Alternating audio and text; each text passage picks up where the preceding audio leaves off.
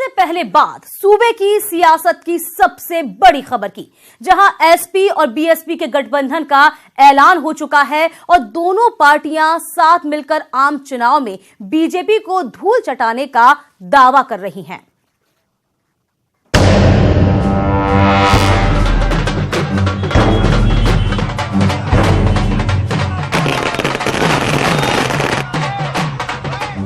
राजनीति के नए रंग का आरंभ है, सियासत के नए युग का प्रारंभ है, क्योंकि आज पॉलिटिक्स की एक पुरानी दुश्मनी का अध्याय दोस्ती के नए सिरे से शुरू हुआ। उत्तर प्रदेश की राजनीति के दो धुरंधर आज एक हो चले। अब मैं उत्तर प्रदेश में बीएसपी व सपा के बने इस गठबंधन के संदर्भ में ये कहना चाहूंगी कि उत्तर प्रदेश में इन दोनों पार्टियों का यह लोकसभा चुनाव में एक साथ मिलकर चुनाव लड़ने का हमारा ये गठबंधन फाइनल हो चुका है। समाजवादी पार्टी और बहुजन समाज पार्टी ने एकजुट होने का निर्णय लिया है। आगामी लोकसभा चुनाव में उत्तर प्रदेश की सीटों पर समाजवादी पार्टी और बहुजन समाज पार्टी मिलकर के उत्तर प्रदेश से भाजपा का सफाया करेंगे। सूबे के दो सियासी योद्धा एक साथ चुनावी मैदान में उतरने को तैयार है।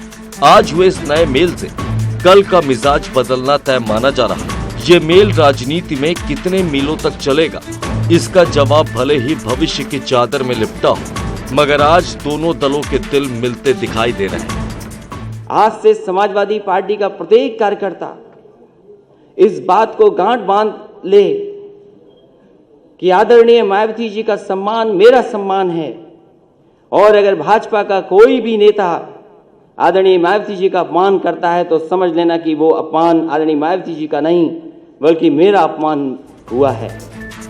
न सिर्फ अखिलेश यादव बल्कि मायावती भी इस नई जोड़ी को मजबूत करने और दुश्मन से घिरे जोड़ीदार को बचाने उसके साथ खड़ी होने की बात कह रही है।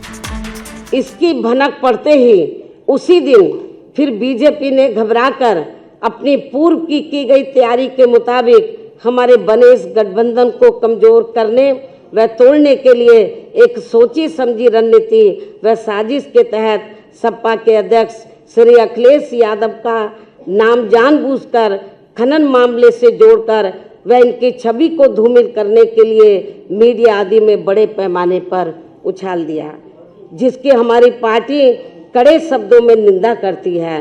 और ऐसे में हमारी पार्टी पूरे तौर से हर स्तर पर इनके साथ खड़ी है। नई जोड़ी की पनपती जड़ों को और मजबूत करने के लिए दोनों नेता बीजेपी और कांग्रेस पर एक सुर में बरसते नजर आए। कि आजादी के बाद काफी लंबी अवधि तक केंद्र व उत्तर प्रदेश सहित देश के अधिकांश राज्यों में भी ज्यादातर यहाँ कांग्रेस पार्टी ने ही एक सत्र राज किया है, जिसमें विशेषकर कमजोर वर्गों के साथ साथ गरीब, मजदूर, किसान, व्यापारी एवं अन्य विभिन्न क्षेत्रों में लगे मेहनतकश लोग आदि ये सभी काफी ज्यादा परेशान रहे हैं। भाजपा शासन के पिछले 5 सालों में पूरे देश में गरीबों, मजदूरों, किसानों, छोटे उद्योगों, दुकानदारों, नौजवानों, दलित, पिछड़ों, महिलाओं और यहाँ तक कि बच्चियों पर जितना अन्याय और अत्याचार हुआ है उसकी कल्पना करना भी मुश्किल है। फिलहाल एक साथ चुनावी युद्ध लड़ने के उद्घोष की आवाज से दोनों दलों के कार्यकर्ताओं में जश्न का माहौल है। अब देखना होगा कि एक रथ पर सवार होकर चुनावी युद्ध जीतने निकले अखिलेश और मायावती क्या जीत का जश्न मना पाएंगे। Bureau report, news 18। तो एसपी और बीएसपी के गठबंधन के औपचारिक ऐलान के बाद दोनों दलों के कार्यकर्ताओं ने जश्न मनाना शुरू कर दिया। उत्साहित कार्यकर्ताओं ने कहीं पटाखे फोड़े तो कहीं एक साथ दोनों दलों के झंडे लेकर नारेबाजी करते दिखाई दिए।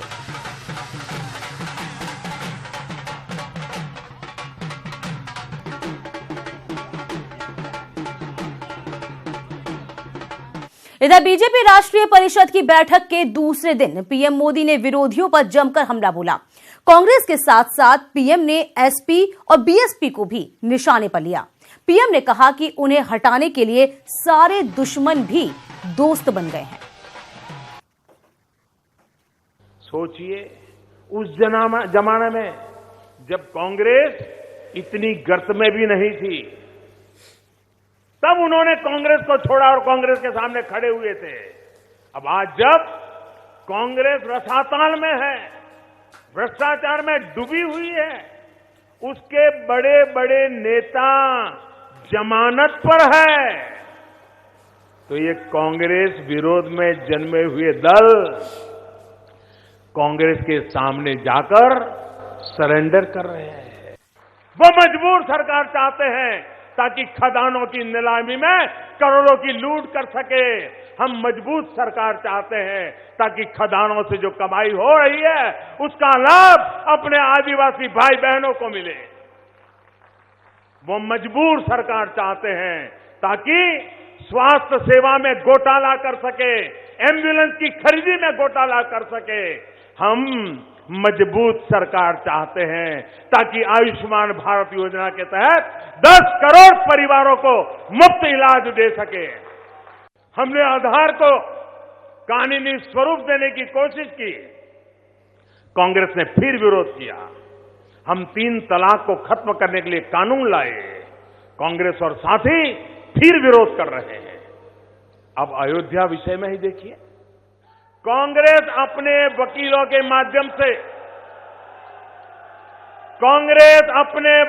माध्यम से न्याय प्रक्रिया में बाधा पहुंचाने की कोशिश कर रही है। ऐसा क्या कुछ नहीं किया जिससे हमें परेशान कर सके, लेकिन मुझे कानून पर विश्वास था, सत्य पर भरोसा था। मैं कानून को मानने वाला इंसान हूं और इसलिए जब एसआईटी बनी थी, मैं खुद एक डिस्ट्रिक्ट लेवल के पुलिस ऑफिसर के सामने मुख्यमंत्री था, गाजे बाजे के बिना सिंपल सुबह चला गया था। 9 घंटे तक मेरी पूछताछ की गई थी। एक कुर्सी पर बिठा करके मुझे पूछा रहा था, उनके हर एक सवाल का हमने जवाब दिया था, क्योंकि हम कुछ भी हो लेकिन कानून हमसे बड़ा होता है, संस्था हमसे बड़ी होती है, ये संस्कार है करके हम लेके हैं। और वहीं सीएम योगी ने अखिलेश यादव और मायावती के आरोपों पर पलटवार किया। उन्होंने कहा कि प्रदेश में अराजकता बढ़ाने के लिए दोनों ने गठबंधन किया। गठबंधन की बात करते हैं मित्रों, ये गठबंधन वास्तव में इस देश में अराजकता पैदा करने, राजनीतिक अस्थिरता को जन्म देने, राजनीतिक अव्यवस्था को बढ़ाने, भ्रष्टाचार को बढ़ाने का गठबंधन है।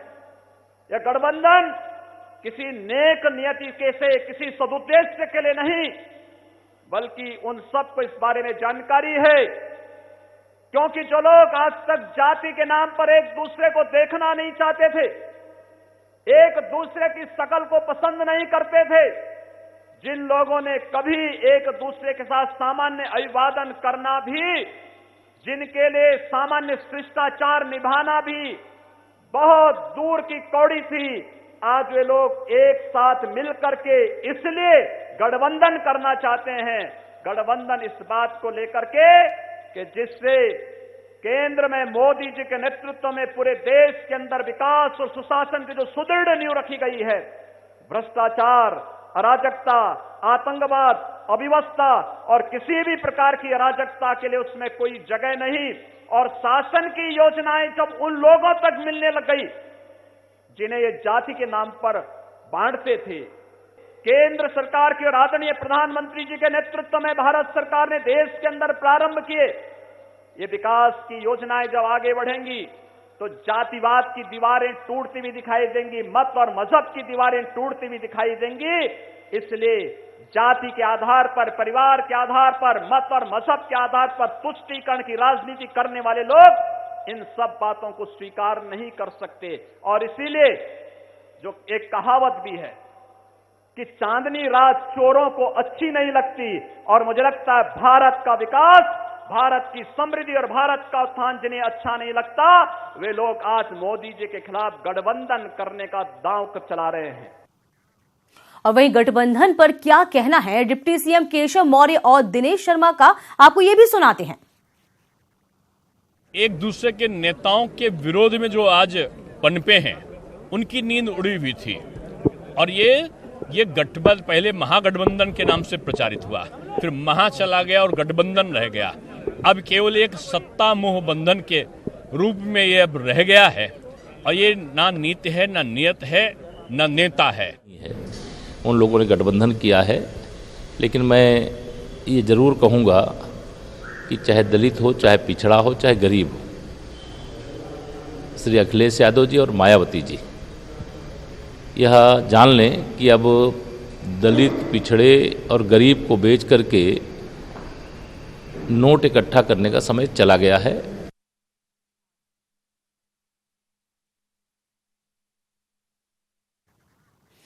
शिवपाल यादव ने कहा कि बिना पीएसपी के गठबंधन अधूरा है।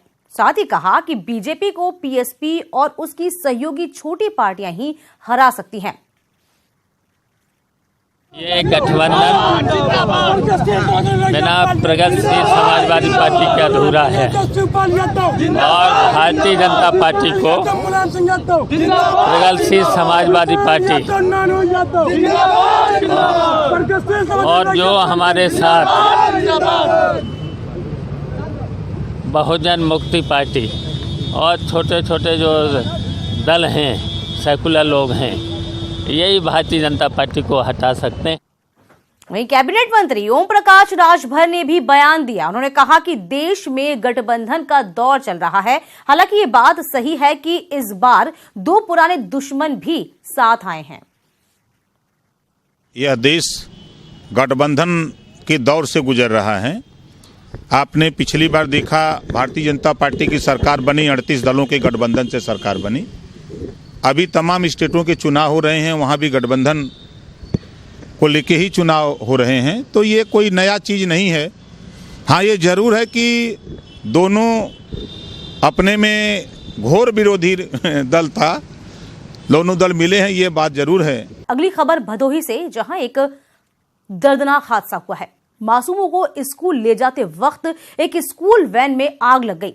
हादसे में 13 मासूम बुरी तरह से झुलस गए, जिसमें से कुछ की हालत गंभीर है। इस हादसे में सबसे शर्मनाक बात यह कि स्कूल और वैन दोनों गैर कानूनी हैं।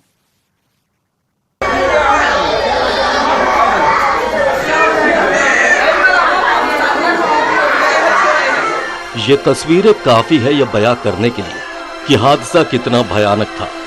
भदोही में हंसते खेलते मासूमों के माता पिता ने सपने में भी यह नहीं सोचा था कि उनके बच्चे इस खौफनाक हादसे का शिकार हो जाएंगे। बीच रास्ते में ही रसोई गैस से चलने वाली स्कूल वैन में आग लग गई। अफरा तफरी मच गई तो बेदिल वैन ड्राइवर जलती वैन में ही मासूमों को तड़पता छोड़कर भाग खड़ा हुआ। वो तो भला हो कुछ महिलाओं का, जिन्होंने अपनी जान पर खेलकर जलती वैन से बच्चों को बाहर निकाला। क्या हुआ, कैसे हुआ था गाड़ी में? भैया कचरा गाड़ी में, गैस वाली गाड़ी रही, अंदर कचरा भरी रही। लड़का जानता है मूंगफली कुल खाबे करते हैं कागज में, कुवारे गए नहीं से रचो टिंगारी गैस वाली गाड़ी रही, टिंगारी कुवारे धैले साग और ड्राइवर को बंद करके भगा अपन। हादसे में 13 मासूम झुलस गए, जिनमें से 5 बच्चों की हालत नाजुक है। सभी बच्चों को प्राथमिक इलाज के लिए वाराणसी रेफर कर दिया गया है। हादसा ज्ञानपुर के लखना गांव के पास हुआ। आरोप है कि जिस एससी कॉन्वेंट स्कूल के ये छात्र थे, वो कोचिंग के लाइसेंस पर चल रहा था और जिस वैन से स्कूल बच्चे जाते थे वो भी अवैध थी। सिलेंडर में कैसे आग लगी, कौन सा सिलेंडर था उसमें वैन में? अब इसकी हम जांच करवाएंगे, कार्रवाई करेंगे। अगर ड्राइवर भाग गया है उसके खिलाफ भी, आग लगी है तो सही है, सिलेंडर भी था बताया गया। एसी क्लासेस नाम से भी जो संज्ञान में तुरंत आया है कि एसी क्लासेस के नाम से कोचिंग के टाइप में स्कूल चला रहा था, जो कि मेरे विभाग में कभी जानकारी भी नहीं है। सरकारी अधिकारी स्कूल के मालिक और वैन ड्राइवर के खिलाफ कड़ी कार्रवाई का दावा कर रहे हैं, लेकिन सवाल है कि आखिर हादसे के बाद ही ऐसे फर्जी स्कूलों का खुलासा क्यों होता है? क्योंकि अगर वक्त रहते इन पर कार्रवाई हो जाती तो इन मासूमों को यूं जिंदगी की जंग लड़ने के लिए मजबूर नहीं होना पड़ता। भदोही से न्यूज़ 18 के लिए दिनेश पटेल की रिपोर्ट। मासूम सी मुस्कान में ही मिल जाता है माता पिता को अपनी खुशियों का ठिकाना, लेकिन कटे होंठ और तालू से ग्रसित बच्चे खिलखिला नहीं पाते।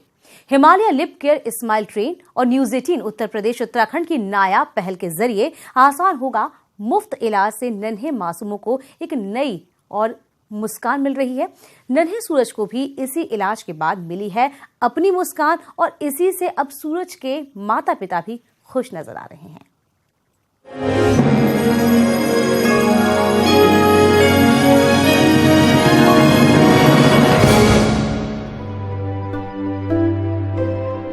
बाराबंकी जिले के रहने वाले अनिल और कुसुम के घर जब नन्हे सूरज ने आंखें खोली तब जैसे उनके जीवन में खुशियों का उजाला भर गया। लेकिन जन्म से ही सूरज के होठ कटे हुए थे। लाडले की ऐसी हालत ने अनिल और कुसुम की नींद उड़ा दी थी। जब बच्चा पैदा हुआ तो जब उसकी आवट कटी थी तो ये हुआ कि इसकी जो है आवट कटी है। लोग बताने लगे बच्चा आया तो पहले के आया। ऐसे में उनकी हर तरह की चिंता का अंत किया एक टोल फ्री नंबर ने। हमको एक फोन नंबर मिला आशा से, उन्होंने फोन नंबर दिया, कहा इस पर संपर्क करिए। तो वो जब उस पर संपर्क किए तो उन्होंने बरौली बुलाया। बरौली गए तो फिर वहां से जो है लिख दिए। सूरज को साथ लेकर परिवार वाले फिर लखनऊ के एक हॉस्पिटल पहुंचे, जहां अनुभवी और कुशल डॉक्टरों की टीम ने एक छोटे से निशुल्क ऑपरेशन के जरिए सूरज को दे दी नई मुस्कान। करीब 15,000 से ऊपर पेशेंट्स इसके ऑपरेट हो गए हैं और सफल ऑपरेशन हुए हैं। ये अपने आप में बड़ा यूनिक प्रोजेक्ट है। यूनिक मैं इसलिए कह रहा हूँ, इस प्रोजेक्ट के अंदर क्वालिटी और सेफ्टी दो इनके बहुत बड़े पैरामीटर्स हैं। क्वालिटी मतलब कि जो अस्पताल इनके पैरामीटर में आएगा, जहाँ पे पूरी सेफ्टी होगी और जो डॉक्टर फुली ट्रेंड होगा, उसी को ये लोग अलाउ करते हैं ऑपरेट करने के लिए, इवन गरीब बच्चों पे। सूरज की मुस्कान की किरणों को कटे होठ के काले बादलों ने ढक रखा था, लेकिन इलाज के बाद वही किरणें अब घर आंगन के साथ साथ जीवन को भी चमका रही हैं। और इसका श्रेय जाता है स्माइल ट्रेन संस्था को। News 18 Uttar Pradesh Uttarakhand, Himalaya lip care और स्माइल ट्रेन के सहयोग से उत्तर प्रदेश में अब बिखरेगी एक नई मुस्कान। वाकई Himalaya lip care, smile train और न्यूज़ 18 उत्तर प्रदेश उत्तराखंड की खास पहल जो दे रही एक नई मुस्कान हर उस मासूम को जो कटे होंठ और तालू की वजह से खिलखिलाकर मुस्कुरा नहीं पाते। ये अच्छी बात है कि न्यूज़ 18 उत्तर प्रदेश उत्तराखंड की पहल के जरिए इसका इलाज बिल्कुल मुफ्त है। बस आपको टोल फ्री नंबर 1-800-208-1939 पर कॉल करना है। तो आप भी जागरूक रहें, दूसरों को भी जागरूक करें, ताकि कोई भी मासूम मुस्कुराने से अब महरूम न रह जाए। इसी के साथ इस बुलेटिन में अभी के लिए इतना ही। इसके